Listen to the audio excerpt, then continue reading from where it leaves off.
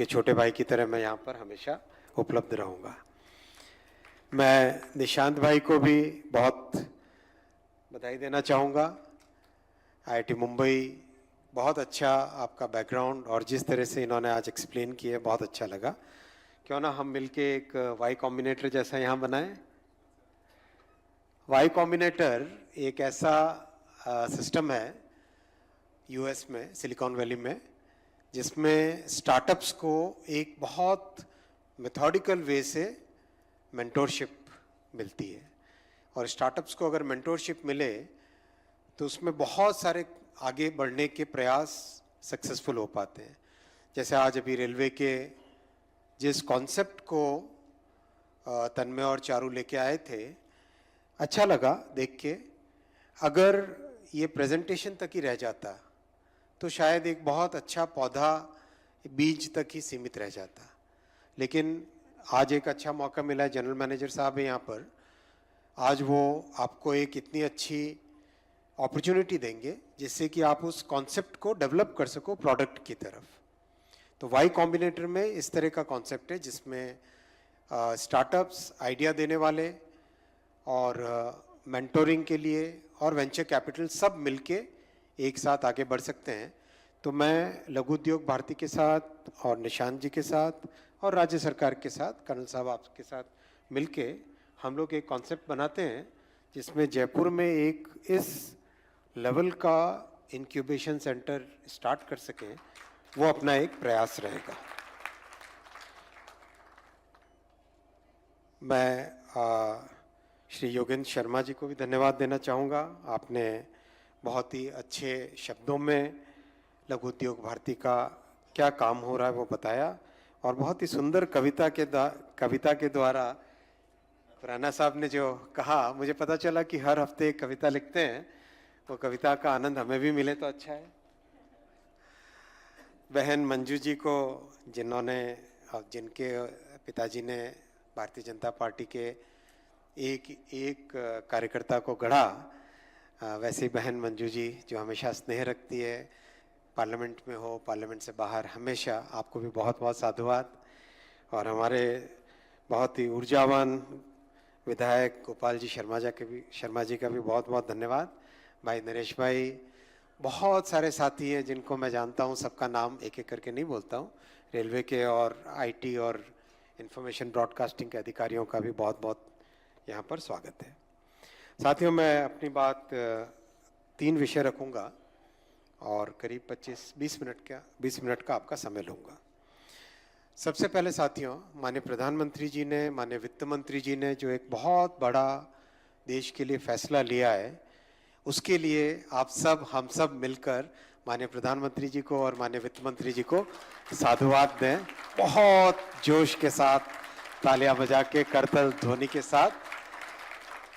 GST में अभूतपूर्व कमी करके ऐसा बड़ा निर्णय जो शायद आज़ादी के बाद में टैक्स सिस्टम में इतना बड़ा निर्णय कभी नहीं लिया गया था, वो निर्णय माननीय प्रधानमंत्री जी ने लिया है।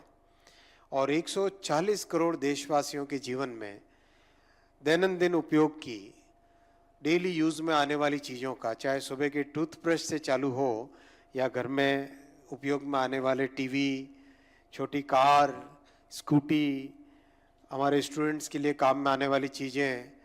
अभी एक स्टार्टअप हेल्थ केयर की बात कर रहे थे, तो हेल्थ केयर से संबंधित वस्तुएं, सब वस्तुओं में एक बहुत सिग्निफिकेंट कमी आएगी, उनके दाम में सस्ती होंगी चीज़ें। हमारे घर में, हमारे घर का बजट, विशेषकर जो हमारे होम मेकर्स हैं, गृहिणियों का बजट बैलेंस होगा। ऐसा इतना बड़ा फैसला लिया है, इस फैसले के लिए आप सबका अभिनंदन। एक और बड़ा फैसला साथियों, एक और बड़ा फैसला अभी हाल ही में पार्लियामेंट के सेशन के दौरान माननीय प्रधानमंत्री जी ने लिया, जिससे कि हमारे बहुत करोड़ों परिवार बचेंगे। और खासकर जो नौजवान ऑनलाइन मनी गेमिंग के प्रलोभन में आकर अपने जीवन की जितनी बचत थी, अपने परिवार की बचत को खो बैठते थे, और ऐसे हजारों केस हुए जिसमें पूरे के पूरे परिवार सुसाइड कर बैठे। ऐसे बड़े एक समाज में पैदा होने वाले विकृति को समाप्त किया, माननीय प्रधानमंत्री जी ने बहुत बोल्ड डिसीजन लेके ऑनलाइन मनी गेमिंग को बैन किया, उसके लिए भी समाज की तरफ से, पूरे राजस्थान की तरफ से, पूरे देश की तरफ से माननीय प्रधानमंत्री जी का धन्यवाद। साथियों, इन 11 वर्षों में इलेक्ट्रॉनिक्स, आईटी, डिजिटल और तकनीक के विषय में हम सब जानते हैं कि किस तेजी से देश ने प्रगति की है। जो देश हमसे काफ़ी बड़ी मात्रा में समृद्ध है, वो देश भी आज भारत की बहुत सारी तकनीक को आश्चर्य के साथ देखते हैं। अभी हाल ही में डेढ़ वर्ष के पहले की बात है, जर्मनी के डिजिटल मिनिस्टर आए। उन्होंने यूपीआई के बारे में, पेमेंट सिस्टम के बारे में सुना था, तो उन्होंने मुझे पूछा कि ये पेमेंट सिस्टम कैसे बना, क्या बना। तो मैंने उनको पहले कहा कि आप पहले भी इसका जाके मार्केट में जाके इसका अनुभव करके आइए, उसके बाद में मैं आपके साथ में इसकी चर्चा करूंगा। गए मार्केट में, एक सब्जी की दुकान पे पहुंचे। सब्जी की दुकान पे पहुंच के उन्होंने, जो उनके साथ में सहयोगी थे, उनसे मोबाइल फ़ोन लिया और मोबाइल फ़ोन से उन्होंने एक शायद सब्जी का कुछ मात्रा खरीदी और हाथों हाथ पेमेंट किया मोबाइल से। इतने आश्चर्यचकित हुए वो जब उन्होंने पूरे सिस्टम की सिंप्लिसिटी को देखा। फिर उन्होंने पूछा कि ये कैसे संभव हो पाया। जब चर्चा चली तब मैंने उनको बताया कि कैसे हमारे प्रधानमंत्री जी हमेशा कहते हैं कि हमें टेक्नोलॉजी को डेमोक्रेटाइज करना है, टेक्नोलॉजी को जन जन के हाथ में पहुंचाना है। टेक्नोलॉजी केवल कुछ बड़ी कंपनियों के हाथ में फंस कर न रह जाए और जन जन के उपयोग में आए और हमारे नौजवानों को, हमारे एंटरप्रेन्योर्स को, सबको इसकी अपॉर्चुनिटी मिले। वो भावना हमेशा प्रधानमंत्री जी ने दी है, वो भावना मोदी जी ने दी है, और उसको वो कहते हैं टेक्नोलॉजी को डेमोक्रेटाइज करना। तब जर्मनी के डिजिटल मिनिस्टर को, उनको लगा कि कितना पावरफुल कॉन्सेप्ट है ये। वैसे ही इलेक्ट्रॉनिक्स मैन्युफैक्चरिंग, 11 वर्ष पहले मोबाइल फ़ोन केवल हमको इंपोर्ट करना पड़ता था। इलेक्ट्रॉनिक्स के जितने उपकरण हैं इंपोर्ट किए जाते थे। घर में उपयोग में आने वाली चीज़ें विदेश से लानी पड़ती थी। मोदी जी ने स्वदेशी और आत्मनिर्भर का एक ऐसा मंत्र दिया जिसके कारण आज आईफोन 17 अभी रिलीज हुआ ना, हुआ रिलीज, जानकारी है? कितने लोगों को जानकारी है? देखें, बाप रे, सभी को जानकारी है। आईफोन की इंपॉर्टेंस तो है। इस बार आईफोन 17 कहां बना है? कहां बना है दोस्तों? कहां बना है? भारत में। ये संभव हो पाया आत्मनिर्भर भारत और स्वदेशी के बहुत बड़े संकल्प से। और वो आज विश्व भर में चर्चा का विषय बना है। लोग कहते हैं कि हमारे विपक्ष के, राजनीति में पक्ष विपक्ष होता है, अच्छा काम करे तो पक्ष और विपक्ष दोनों को सराहना करना चाहिए। लेकिन विपक्ष के लोग आज भी कहते हैं कि ये तो स्क्रू ड्राइवर असेंबली का काम है। उनको जाके देखना चाहिए कितनी कॉम्प्लेक्स टेक्नोलॉजी होती है। जब मैं गया था आईफोन बनाने वाली फैक्ट्री में, एक बिटिया ने जो काम करती है, उसने मुझे एक इसके फ़ोन के पीछे का जो ये मेटल वाला पोर्शन है, इस मेटल वाले पोर्शन को उसने मुझे समझाया कितना बारीकी से काम होता है। और फिर वो स्टील का एक क्यूब मेरे पास ऑफिस में पड़ा, काश में लेके आता। आप उस स्टील के क्यूब को अगर देखोगे तो आपको लगेगा नहीं कि उसके अंदर कट है कोई, उसके अंदर कोई मशीन से बना हुआ पूरा कट है।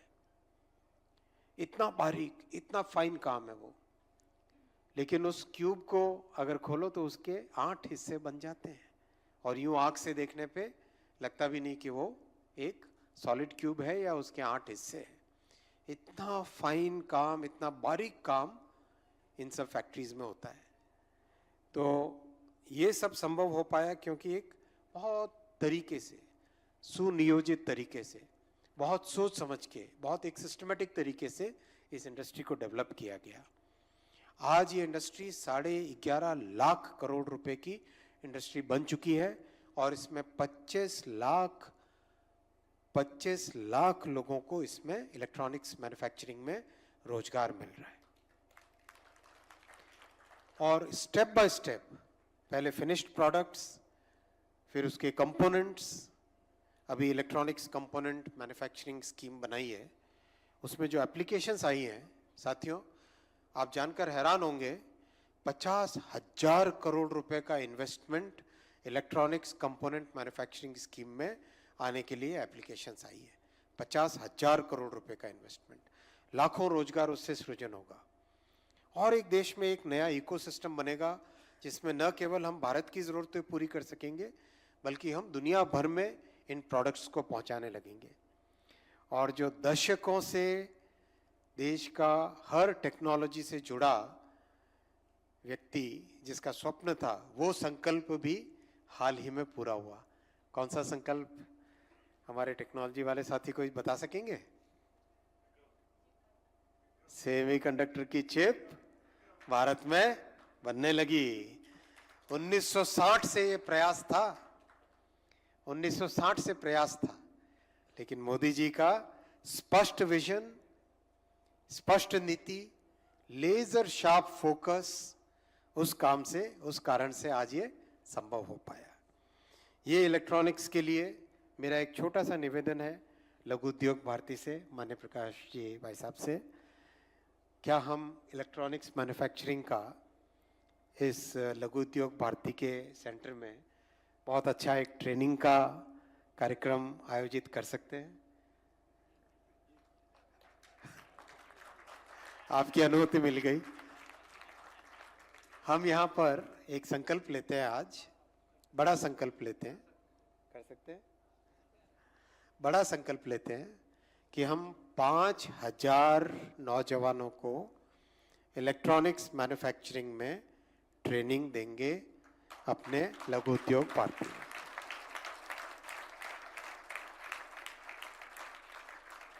कठिन कार्य नहीं है, कठिन कार्य नहीं है। एक साथ सबके सब अगर संपूर्ण मनोभाव के साथ, अच्छे पॉजिटिव माइंडसेट के साथ काम करेंगे, मैं और कर्नल साहब मिलकर इसकी रूपरेखा